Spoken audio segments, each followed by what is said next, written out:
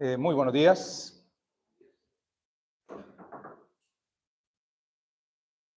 Te pido que oremos, inclinemos nuestro rostro y oremos a nuestro Dios y Padre, a ti, nuestro Señor y Rey. Queremos darte gracias en esta mañana. Nos encontramos aquí, Señor, delante de tu santa presencia, agradecidos nuevamente porque es un gran privilegio estar adorando tu nombre. Es un gran privilegio también servirte y ver a la iglesia aquí también en esta actitud de adoración, en esta actitud de reverencia ante ti, pues estamos delante del gran yo soy, estamos delante del Rey de Reyes, Señor de Señores, el soberano Rey del universo. Gracias, Padre, porque hoy, si nos acercamos a ti confiadamente, solamente por la gracia maravillosa de Cristo, porque Él ha abierto esta entrada, este acceso libre a ti, Padre, ante tu trono. Y hoy agradecemos por esta libertad hermosa que tenemos en Él. Gracias por la salvación que Cristo ha provisto. Gracias por su obra redentora en la cruz, su sacrificio perfecto, el cual fue hecho una sola vez y para siempre, y es suficiente hoy para salvar, para dar vida al pecador que hoy acude a ti, Señor, en arrepentimiento y fe.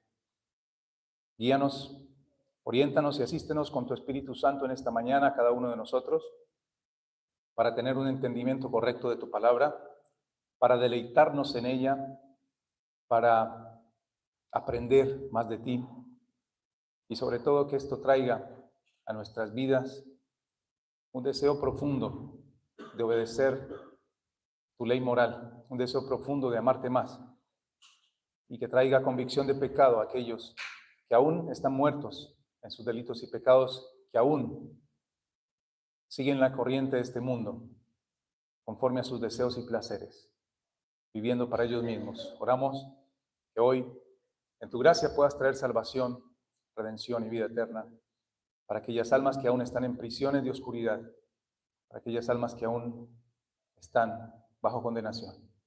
Oramos a ti, Padre nuestro y Señor nuestro, en el nombre de nuestro Señor Jesucristo. Amén. Bien, vamos a abrir nuestras Biblias todos juntos. Allí en la epístola del apóstol Pablo a los Gálatas, y vamos a continuar esta serie de mensajes, esta exposición de estas cartas paulinas, las cuales son de grande bendición para la iglesia hoy, como lo fueron también en aquel momento, porque es la palabra del Señor. Gálatas capítulo 3, vamos a leer de los versículos 19 al 24. Entonces, ¿para qué sirve la ley? Fue añadida a causa de las transgresiones, hasta que viniese la simiente a quien fue hecha la promesa, y fue ordenada por medio de ángeles en manos de un mediador. Y el mediador no lo es de uno solo, pero Dios es uno. Luego la ley es contraria a las promesas de Dios en ninguna manera, porque si la ley dada pudiera vivificar, la justicia fuera verdaderamente por la ley. Mas la Escritura lo encerró todo bajo pecado, para que la promesa, que es por la fe en Jesucristo, fuese dada a los creyentes. Pero antes que viniese la fe, estábamos confinados bajo la ley, encerrados para aquella fe que iba a ser revelada. De manera que la ley ha sido nuestro ayo para llevarnos a Cristo, a fin de que fuésemos justificados por la fe. Bien, esto es lo que desarrollamos en parte la semana pasada y quiero dar un breve resumen, unos pocos minutos, para que los que tal vez no tuvieron la oportunidad de estar puedan tener un panorama, un contexto de lo que vamos a continuar en esta mañana. El título del mensaje que había puesto, digamos, la semana pasada es el Evangelio y la Ley, si se acuerdan los que tomaron nota. Y precisamente quise arrancar esta enseñanza la semana pasada con Gálatas capítulo 3, versículo 10. ¿Por qué?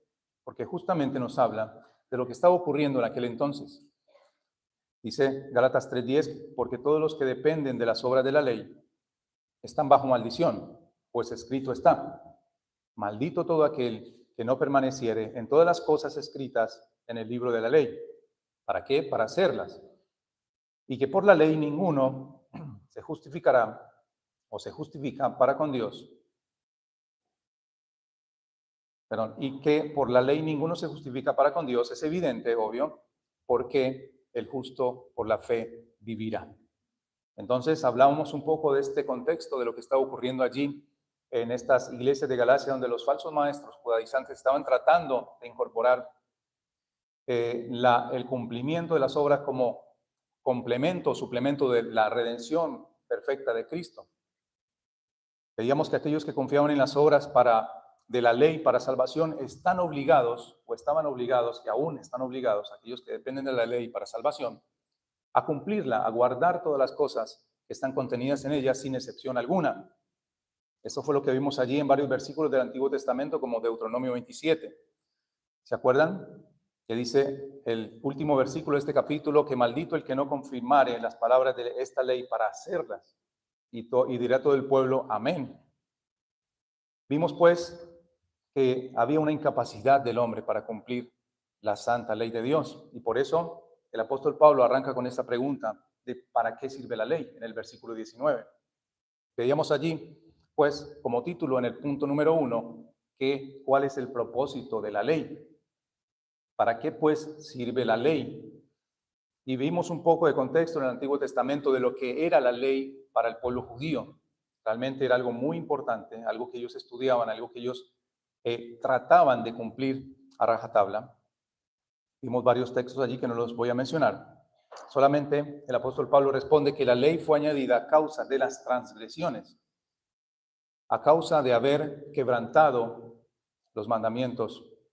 Perdón, una transgresión es el quebrantar un mandamiento del Señor. Entonces vimos que el propósito de la ley, y listamos este propósito de la ley, es mostrarnos a nosotros los hombres, los transgresores que somos de la ley de Dios, de su santidad. Nos mostraba también nuestra pecaminosidad total, ¿bien? Y nuestra culpabilidad delante de un Dios santo, al haber ofendido, al haberle ofendido y al haber quebrantado sus mandamientos. También esta ley nos muestra el estado de condenación en el cual estamos, obviamente sin Cristo. También nos muestra nuestra incapacidad absoluta para agradar a Dios por nuestros propios medios o por nuestras propias obras. También prueba que el hombre por sí mismo no puede dar solución al problema del pecado. Este problema del pecado que traemos desde la caída de allí en Edén, de Adán y Eva, hasta hoy, y que continuará hasta el fin de nuestros días. El hombre es incapaz también de guardar perfectamente la ley de Dios.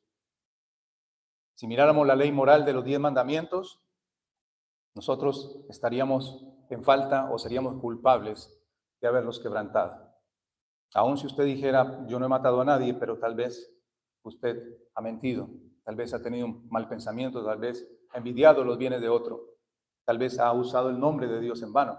Entonces, usted se hace culpable de quebrantar la ley de Dios. Vimos pues claramente que los que están bajo la ley están bajo maldición. Vimos una breve aplicación también de aquellos que al ser confrontados con la ley de Dios responden de diversas maneras. Ahora, cuando la pregunta se nos hace a cada uno de nosotros aquí presentes y a los que escuchan, ¿cuál es tu reacción cuando eres confrontado con la santa ley de Dios? ¿Cuál es tu reacción cuando Dios dice que eres un pecador, que el juicio de Él, de Dios, está sobre ti? Vimos esto como una breve aplicación, casi finalizar el mensaje el domingo pasado, y notábamos o destacábamos también que el cumplimiento espiritual del pacto de Dios, Oscar habló allí de los pactos de Dios con Abraham y con Moisés, ese cumplimiento espiritual de esos pactos, o del pacto de Dios con Abraham específicamente, es Cristo mismo. Cristo cumplió la justicia perfecta de la ley, que la ley exige. La ley exigía una obediencia perfecta y fue Cristo el único que pudo cumplir esas exigencias de una manera perfecta. Y no solamente Él cumplió las exigencias perfectas de esta ley, de la ley de Dios, sino que también Él sufrió el castigo que la ley demandaba sobre aquel que la infringe, sobre aquel que la quebranta. Él, siendo justo, pagó por los injustos. Bien, Aunque Él nunca quebrantó la ley, Él se entregó voluntariamente allí en la cruz para que hoy pecadores como usted y como yo, que puedan reconocer su condición espiritual de condenación, que puedan reconocer su pecaminosidad delante de Dios, que puedan conocer o reconocer su condición de miseria delante de Dios, puedan acudir confiadamente a Cristo, porque Él es el único que puede dar vida. Él es el único que puede otorgar esa justicia que obtuvo allí en la cruz, esa paga del pecado que obtuvo allí en la cruz, y le puede ser imputado, le puede ser acreditado a usted, si usted se acerca a Él en arrepentimiento y fe. Solamente Jesucristo puede dar o puede dar al pecador lo que la ley no pudo darle. Decíamos la salvación, la libertad del pecado, el perdón de sus pecados y una nueva vida en Él.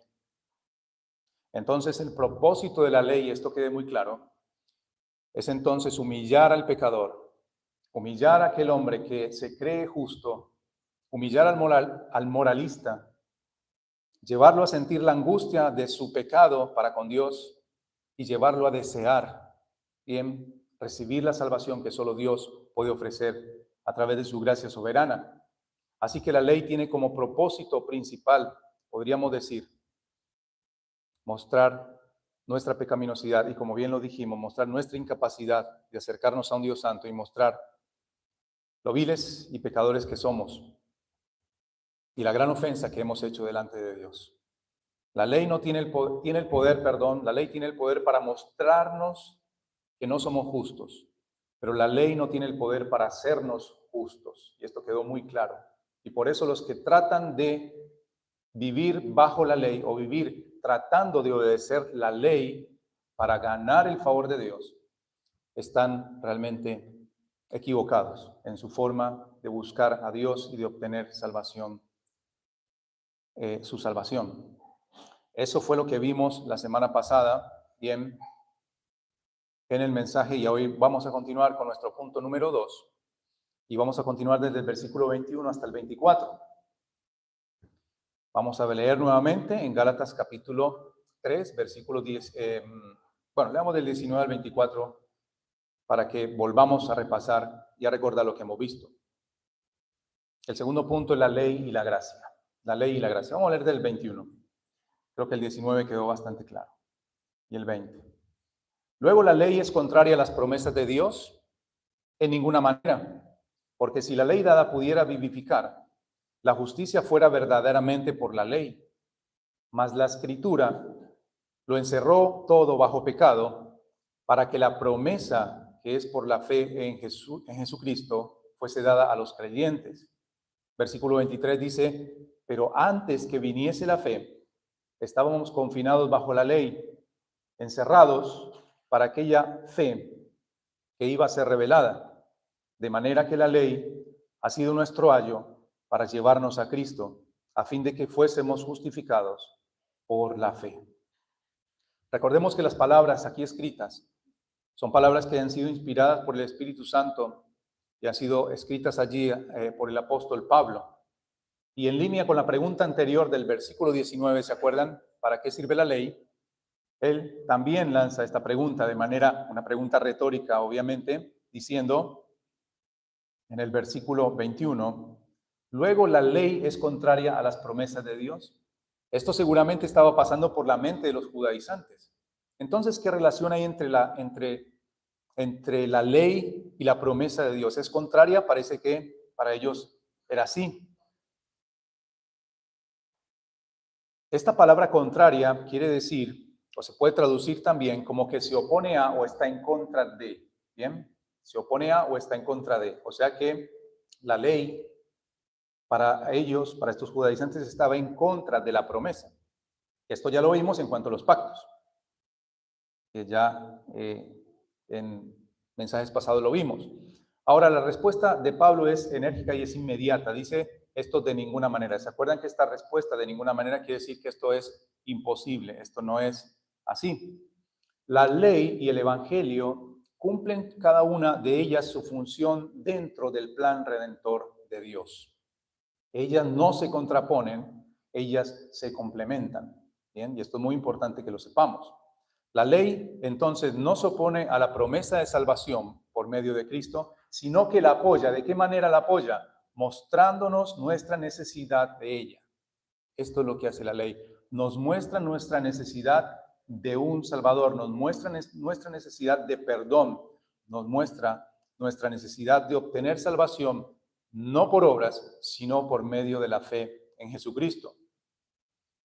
Dios, cuando dio la ley, nunca tuvo la intención de que ella impartiera fe, o sea, de que ella diera vida al pecador. Sabemos, como acabamos de mencionar y en mensajes pasados, que la ley no puede salvar. Nadie se puede salvar cumpliendo la ley. La ley no te puede salvar. Entonces la ley es incapaz de vivificar o de impartir vida al pecador que quiere o cree que cumpliéndola puede obtener esta vida. Ya vimos, acabamos de repasar también cuál es el propósito de la ley y no se les olvide cuál es ese propósito. ¿Por qué? Porque esto nos va a servir cada vez que escuchemos la ley de Dios, cada vez que meditemos en ella. ¿Cuál es su propósito? ¿Qué es lo que ella debe producir en mí o en la persona que la escucha? La respuesta del apóstol Pablo dice que porque si la ley dada pudiera vivificar, entonces la justicia fuera verdaderamente, ¿por qué? Por la ley. Y esto es realmente muy claro.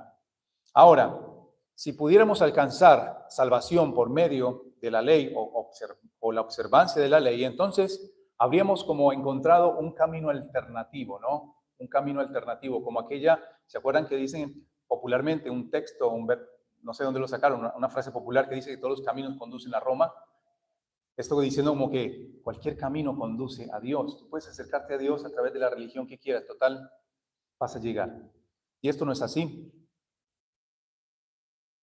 Si hablamos de otro camino alternativo, estamos diciendo que la muerte de Cristo no es eficaz o que la muerte de Cristo fue algo innecesario. Es más, también podríamos afirmar que la gracia de Dios tampoco sirve de mucho, ¿bien? Y aún la fe misma del hombre.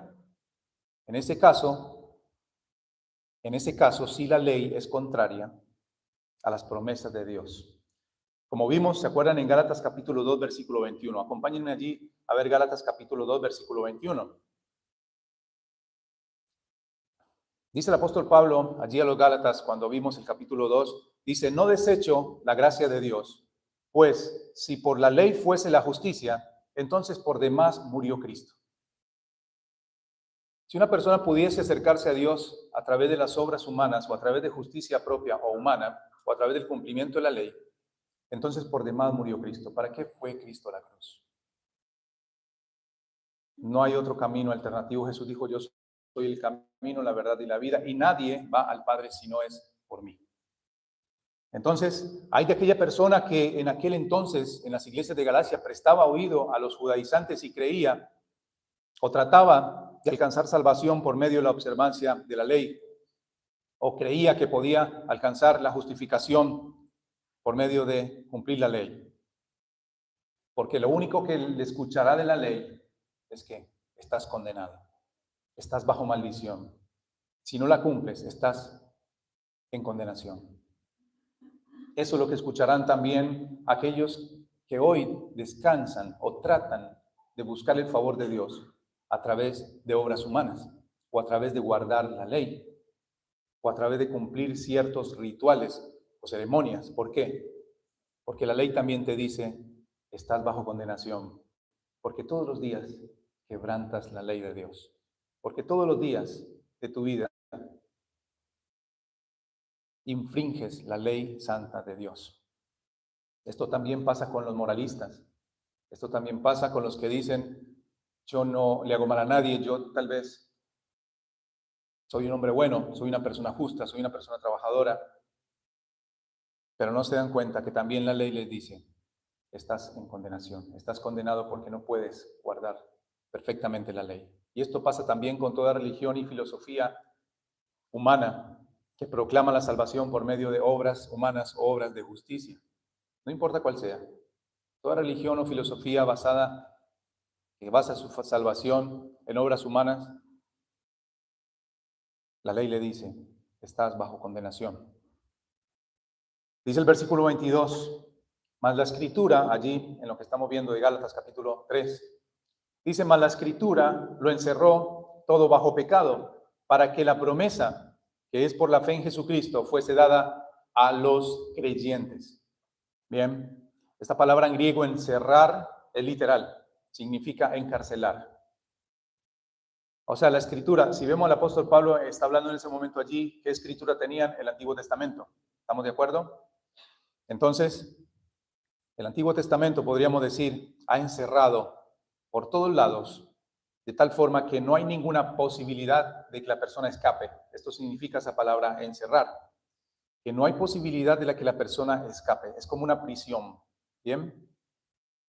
Esto es lo que dice la Escritura, esto es lo que dice el Antiguo Testamento, porque el Antiguo Testamento ha declarado autoritativamente que todo el mundo está bajo el poder del pecado. En otras palabras, el pecado es como ese carcelero que mantiene a todos los hombres bajo esa sentencia de condenación. Eso es el pecado. Luego vamos a ver unas figuras, unos contrastes en los versículos siguientes. Pero esto es el pecado, es como un carcelero que mantiene cautivos o que mantiene allí, bajo esta prisión, a todos los hombres, bajo la sentencia de condenación. Estos hombres están tan encarcelados o tan encadenados, como vemos la figura realmente, cuando, no sé si se imaginan aquellas cárceles del Antiguo Testamento, podríamos decir, aquellos grillos, aquellas cadenas, eran grillos en los pies, en las manos, que ataban a los prisioneros y una larga cadena que iba pegada a la pared. Bien, imagínense en esa gráfica en sus mentes. Así ellos están encadenados, así ellos están encerrados, aquellos reos espirituales que son incapaces de liberarse o de libertarse, que son incapaces de romper esas cadenas, que por más que traten, no pueden librarse de esos grilletes. Por el contrario, antes cada pecado que cometen, cada infracción a la ley de Dios que cometen, es como que esos grillos los aprietan más. Bien, los aprietan más. Y esto es lo que pasa espiritualmente en la vida de un pecador que está bajo condenación, que está sin Cristo. Romanos capítulo 3, versículos 9 al 11, dice así. Romanos capítulo 3, versículos 9 al 11, dice, ¿qué pues? ¿Somos nosotros mejores que ellos? En ninguna manera. Pues ya hemos acusado a judíos y a gentiles que todos están bajo pecado. Como está escrito, no hay justo, no, ni hay uno, ni aun uno, no hay quien entienda, no hay quien busque a Dios. El día viernes estamos estudiando con los varones la confesión de fe en el capítulo 6, que habla sobre la caída del hombre, del pecado y su castigo. Y me quedaron marcados un par de textos que quiero traer a leérselos también a ustedes, porque van en relación con esto, porque justamente estamos hablando de esa corrupción del pecado en el hombre, ¿no? La corrupción en el hombre.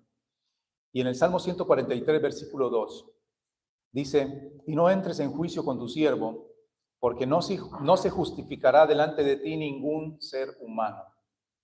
No se justificará delante de ti ningún ser humano. Salmo 133 dice, Jehová, si mirares a los pecados, ¿quién, oh Señor, podrá mantenerse? Esa es la realidad de la corrupción en el corazón del hombre, el pecado, la presencia del pecado allí en el hombre. Ahora, cuando vemos el propósito de la ley o cuando el propósito de la ley es cumplido o se cumple, entonces el pecador se da cuenta, se entera, se da cuenta de que se encuentra perdido, de que se encuentra encerrado. Y eso también es lo que la palabra aquí nos quiere llevar. Que un pecador sin Cristo se encuentra encerrado, se encuentra sentenciado a muerte. Imaginemos esta prisión y hay una sentencia de muerte.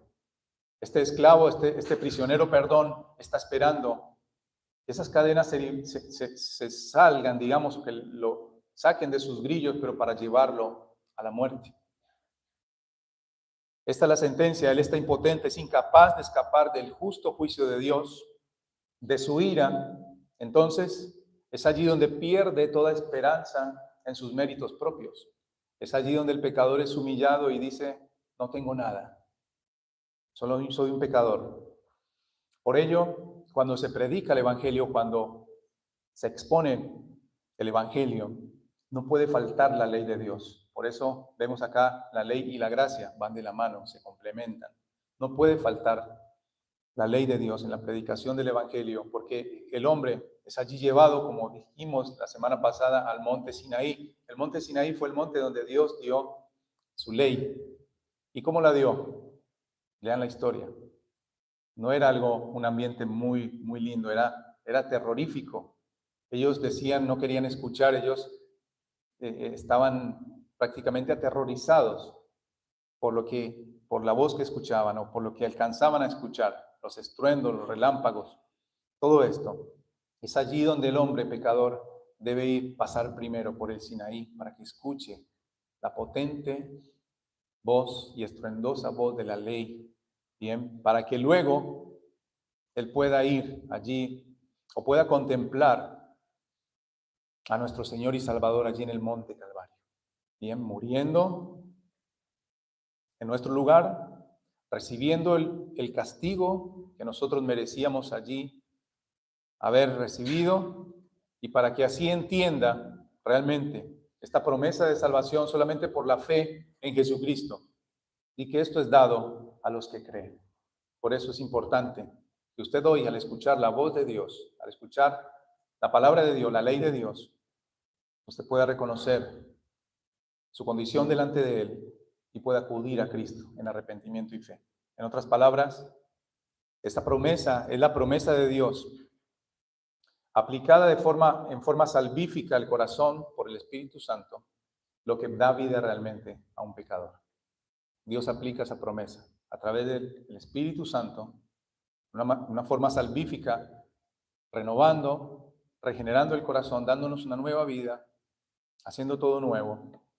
Esto lo hace solamente Dios. Allí en 2 Corintios capítulo 3, les pido que vamos juntos a 2 Corintios capítulo 3, el versículo 6 al 8. También nos ilustra un poco acerca de esta realidad cuando dice, el cual asimismo, hablando de Dios, hablando de Cristo, nos hizo ministros competentes de un nuevo pacto, no de la letra, sino del Espíritu, porque la letra mata, mas el Espíritu vivifica. Y si el ministerio de muerte grabado con letras en piedras fue con gloria, tanto que los hijos de Israel no pudieron fijar la vista en el rostro de Moisés a causa de la gloria de su rostro, la cual había de perecer, ¿cómo no será más bien con gloria el ministerio del Espíritu? Cuando vemos el ministerio de Cristo en su primera venida, vemos que Él vino para buscar y salvar lo que se había perdido. Allí vemos el propósito de nuestro Salvador al venir. Este Salvador que dejó su trono de gloria, este Salvador que se despojó de su gloria allí y descendió y se hizo hombre y habitó entre los hombres y sufrió y padeció en manos de pecadores. Él vino a salvar y a buscar lo que estaba perdido, lo que se había perdido. Allí en Lucas 19:10 afirma esto, es lo que acabo de decir. Porque el Hijo del Hombre vino a buscar y a salvar lo que estaba perdido. Recordemos también este anuncio de este ángel cuando habla a José y le dice en Mateo 1:21, cuando le dice, y darás a luz un hijo y llamarás su nombre Jesús, porque él salvará a su pueblo de sus pecados. Bueno, obviamente esta fue la declaración también que recibió María allí en su momento. Después lean un poco más de esto, pero lo que quiero resaltar acá es que dice, porque Él salvará a su pueblo de sus pecados. Él vino a salvarnos de nuestros pecados. Él vino a darnos vida. Entonces, este maravilloso Redentor hace algo por nosotros que la ley no puede hacer. Jesús pone en libertad a los prisioneros. Aquellos prisioneros que están con esos grillos, aquellos prisioneros que están bajo la condenación, bajo el encierro de la ley, bajo maldición. Bueno, Jesús trae libertad a los cautivos, a los prisioneros, les libra de la maldición por medio de que Él ya la sufrió por nosotros. Él se hizo pecado por nosotros. Él sufrió la maldición por nosotros. Y Él puede infundir paz a nuestros corazones en este día. Jesús da la promesa a los que estaban allí padeciendo en aquella prisión, a los que estábamos condenados por el pecado. Y aquí la promesa se usa en un término o en un sentido muy amplio y muy rico, porque nosotros, miserables pecadores, recibimos no solo una promesa verbal, no es que Él solamente prometió verbalmente, sino que recibimos el cumplimiento de esta promesa, y esto es la justificación por la fe, la salvación, una salvación plena, una salvación libre, una salvación como un regalo de Dios, por lo cual nosotros no trabajamos, por lo cual nosotros no pagamos. Cristo pagó con su muerte misma en la cruz, sufriendo el castigo de Dios allí en la cruz. Esto es un regalo, es una dádiva de Dios, es un don perfecto para todos aquellos que abrazan a Jesucristo por medio de una fe, aunque sencilla pero sincera. Aquellos que se acercan sin tener en cuenta las obras de la ley para justificarse. Bien, ahora ya rumbo a la finalización del mensaje, vamos a ir a los versículos 23 y 24. Vamos a ir a los versículos 23 y 24 allí de Gálatas, que dicen así: pero antes que viniese la fe, estábamos confinados bajo la ley, encerrados para aquella fe que iba a ser revelada. El 24 dice: de manera que la ley ha sido nuestro ayo para llevarnos a Cristo, a fin de que fuésemos justificados por la fe. Aquí vamos a ver podríamos decir, dos ilustraciones o dos metáforas o figuras que el apóstol Pablo va a usar para darnos a entender o ayudarnos a entender esta realidad de lo que hace la ley en la vida de una persona. En el versículo 23 vamos a ver que la ley es como un guardia, ¿bien? Y en el versículo 24 vamos a ver que la ley es como un ayo, que significa tutor, ya lo vamos a desarrollar. Es un tutor, es un pedagogo, que en el griego es pedagogo. Versículo 23, pero antes que viniese la fe, estábamos confinados bajo la ley, encerrados para aquella fe que iba a ser revelada. Pero antes que viniese la fe, ¿qué es esto de que antes que viniese la fe? La fe siempre estuvo. Génesis capítulo 3, versículo 15. La salvación por la fe siempre estuvo. Ahora, ¿por qué dice el apóstol Pablo, pero antes que viniese la fe? Entonces aclaramos aquí que el apóstol Pablo no está negando lo que antes enfatizó en los versículos 6, 11, 17 y 18, todo lo que hemos estado desarrollando en estos versículos, donde afirma que la gente antes, o aquellas personas antes de venir la ley y antes de que viniera Cristo mismo, la ley fue salvada, perdón, las personas eran salvadas también por medio de la fe. Obviamente la fe en Jesucristo, justamente en ese Mesías venidero. Entonces, Pablo está hablando aquí de la fe en el Cristo encarnado, en ese libertador que ya vino para nosotros hoy. Ahora entonces recordamos lo que ya hemos visto en mensajes pasados, que tanto Abraham como los santos del Antiguo Testamento miraron hacia adelante, bien, hacia aquel Mesías venidero, hacia aquel Salvador que iba a venir. Y por eso ellos creyeron a esta promesa. De esta manera ellos fueron justificados por la fe en Jesús, en el Salvador que iba a venir. Y ahora Pablo, nosotros y los contemporáneos de Pablo, nosotros miramos hacia atrás, al Cristo que ya vino, al Cristo encarnado, al Cristo que vivió, que se hizo hombre, y al Cristo que resucitó, y al Cristo que hoy está a la diestra del Padre. A este Cristo nosotros hoy miramos, a este Redentor que ya vino en carne y que realizó esta obra perfecta de salvación. De esta manera son justificados los que antes del Antiguo Testamento y los de después del Nuevo Testamento. Los que fueron antes que Cristo y los que son posteriores a Cristo. Entonces, volviendo al texto, antes de que esa fe en el Cristo encarnado llegara, ¿bien?, dice Pablo, incluyéndose él mismo allí, dice que estábamos confinados bajo la ley. Él se incluye allí. O sea que antes de conocer a Cristo, él estaba confinado también bajo la ley. Y esto tiene mucha relación con el que acabamos de leer. Estaba encerrado. ¿Bien? Y este confinamiento, este encierro, dice que estábamos guardados, encerrados en custodia bajo el guardia de la ley. Entonces, aquellos, no sé, si alguno ha estado en la cárcel, esperemos que no, pero si te ponen un custodio, alguien que te está vigilando 24 horas, esto es una analogía, por decirlo así, de lo que la ley hace. Estaba bajo custodia, estaba encerrado bajo custodia. Recordemos que los judíos estaban obligados a guardar la ley, pero ellos eran incapaces de guardar esta ley, de cumplirla. Pero aún para ellos, como para nosotros, el Señor proveyó un camino de gracia. El Señor proveyó, obviamente, esta salida de esta condenación. Solo debían creer en el cumplimiento de la promesa que Dios hizo a Abraham, o sea, creer en Cristo, ¿bien? Como el Mesías, como su Señor, como su Salvador. Y esto es lo que usted y yo debemos hacer hoy. Debemos ver a Cristo como nuestro Señor y suficiente Salvador. Pero aún así, como los judíos en aquel entonces rehusaron creer en esta promesa, rehusaron creer en esta salvación, ellos se apoyaron en su obediencia estricta a la ley. Recordemos que ellos tenían esta ley moral, pero tenían muchas leyes ceremoniales también.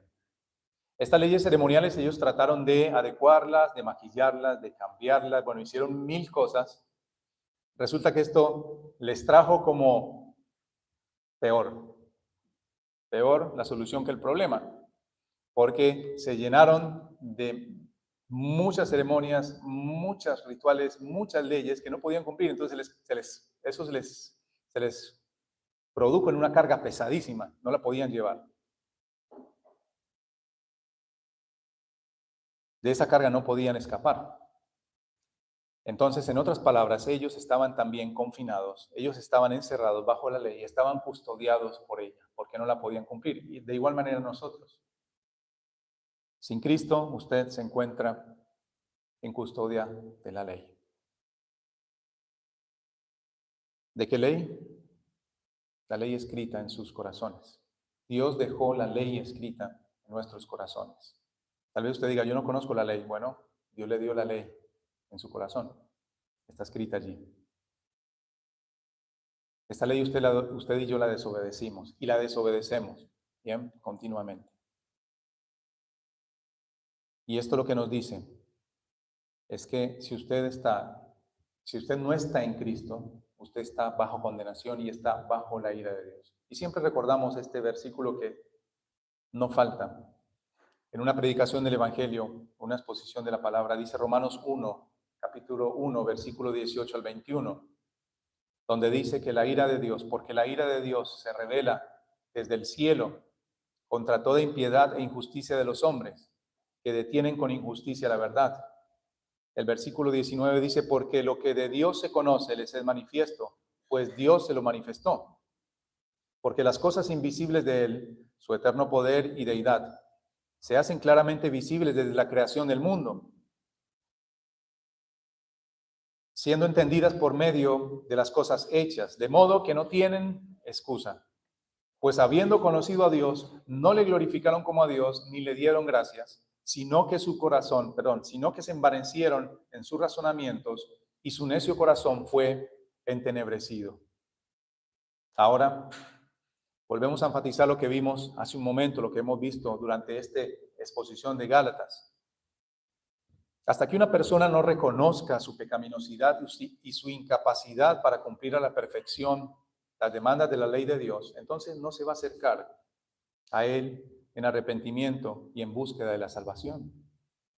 Hasta que esta persona no caiga en una angustia de su propio pecado y se dé cuenta de lo mal que ha hecho delante de Dios, que ha ofendido la santidad de Dios, entonces esta persona no estará dispuesta a acudir con fe, esa fe humilde, esa fe sincera a Dios, para ser revestido con aquella justicia de Cristo, que es la que necesitamos para ser justificados delante de Dios.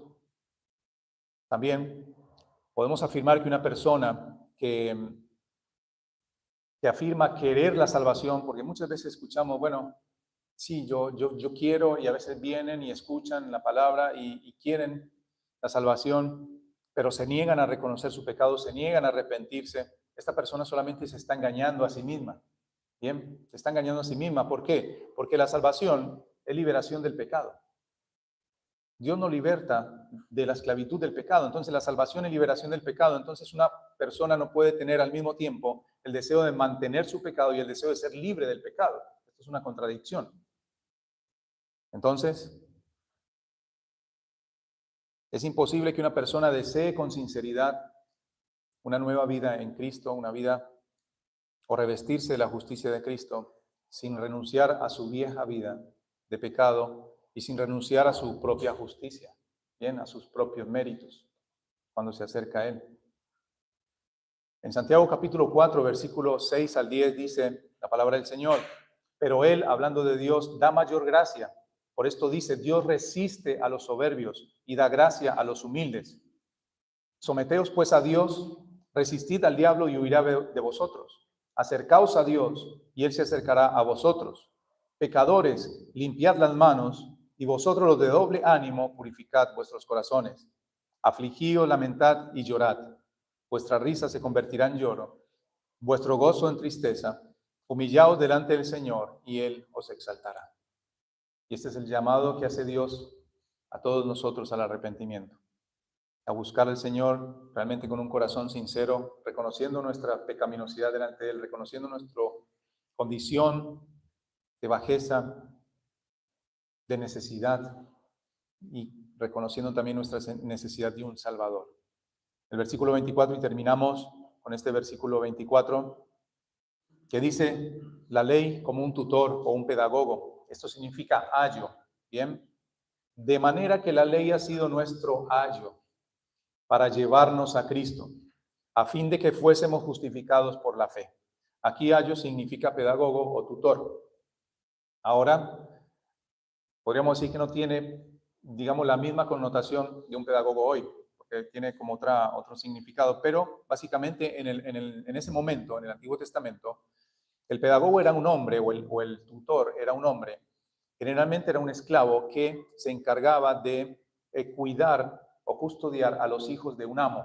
Bien, esa era su función, ese era su propósito, era acompañar a los hijos, vigilar a los hijos, custodiar a los hijos del amo, por ejemplo, llevarlos a la escuela, traerlos de la escuela, vigilar que hagan sus tareas, estar prácticamente ahí, encima, bien, ahí encima para ver qué hacen, qué no hacen y corregirlos.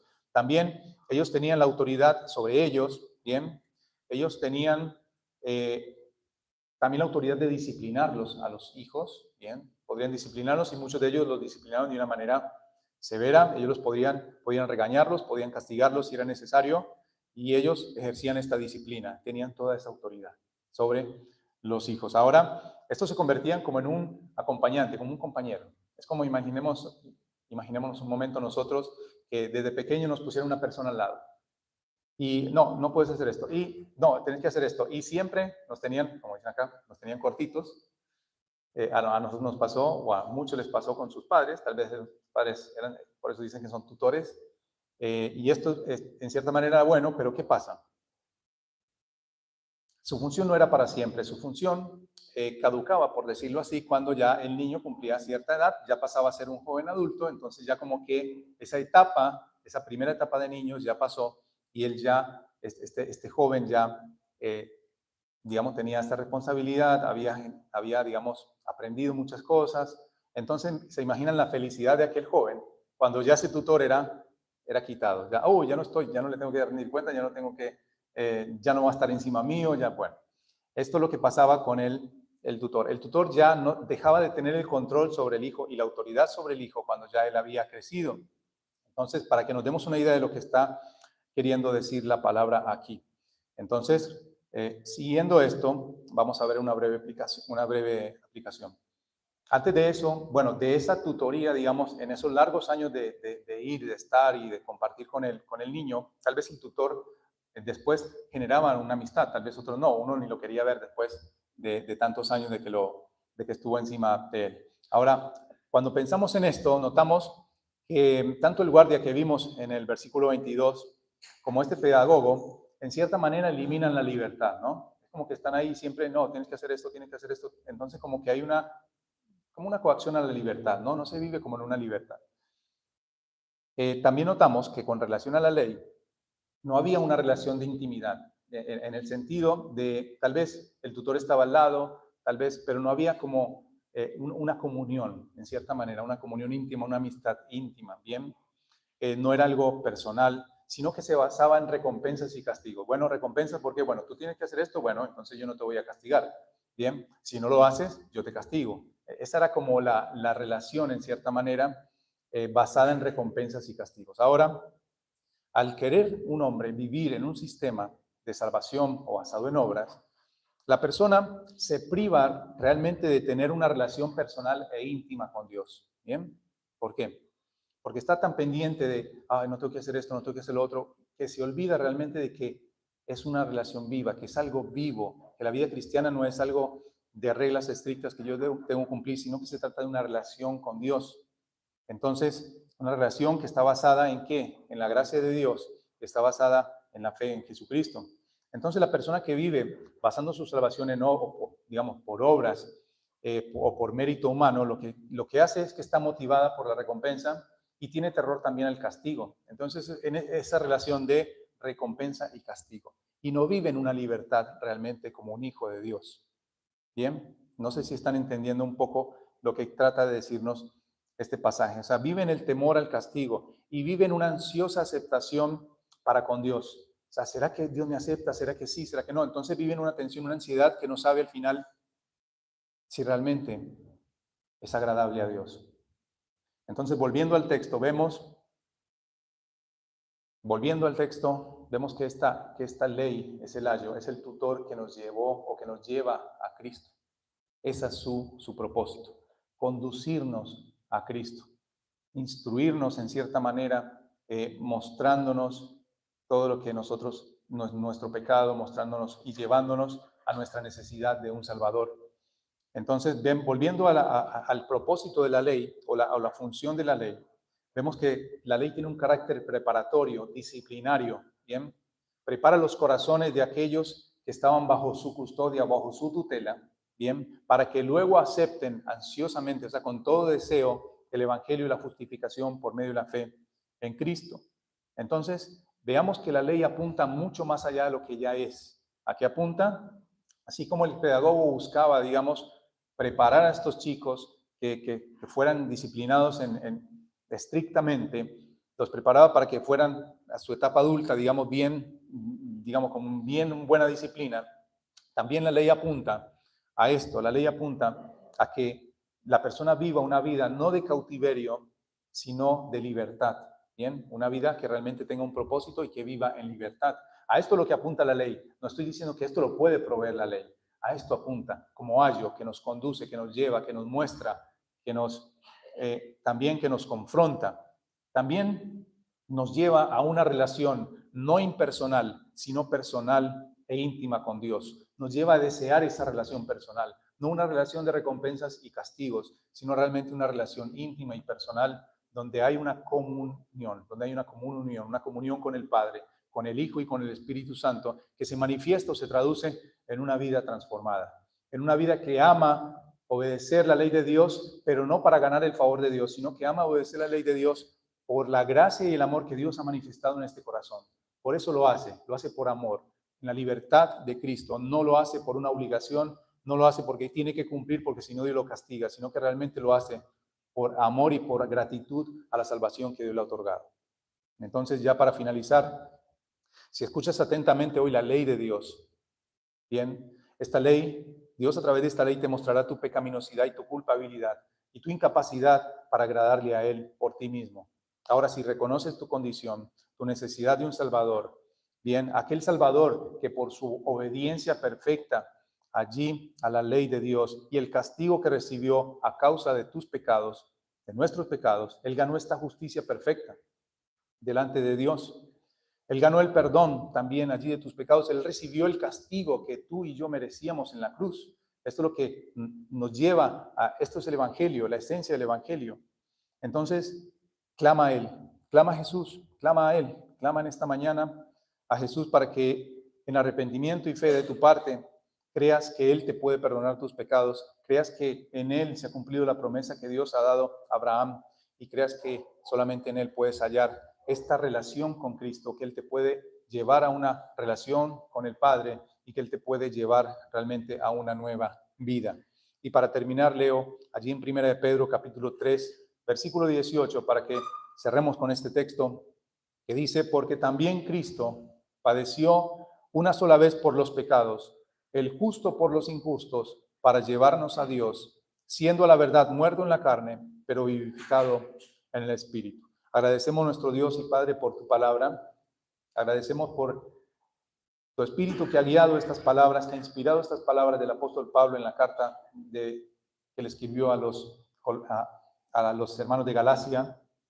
Oramos para que la ley cumpla tu propósito en este día en cada uno de nosotros. Oramos para que esta ley sea como este tutor que nos lleva a Cristo, para contemplarle a Él, su salvación perfecta, su obra perfecta, para que nos lleve realmente a postrarnos ante Él y caer rendidos sin nada que dar, totalmente desprovistos de toda justicia humana, desprovistos de todo orgullo, desprovistos, Señor, de todo, podamos reconocer nuestra gran necesidad de Cristo, de salvación, de perdón y de reconciliación y de una nueva vida en Él. Oramos para que sea una realidad en esta mañana, en cada vida, en cada alma que escucha tu palabra. En Cristo oramos. Amén.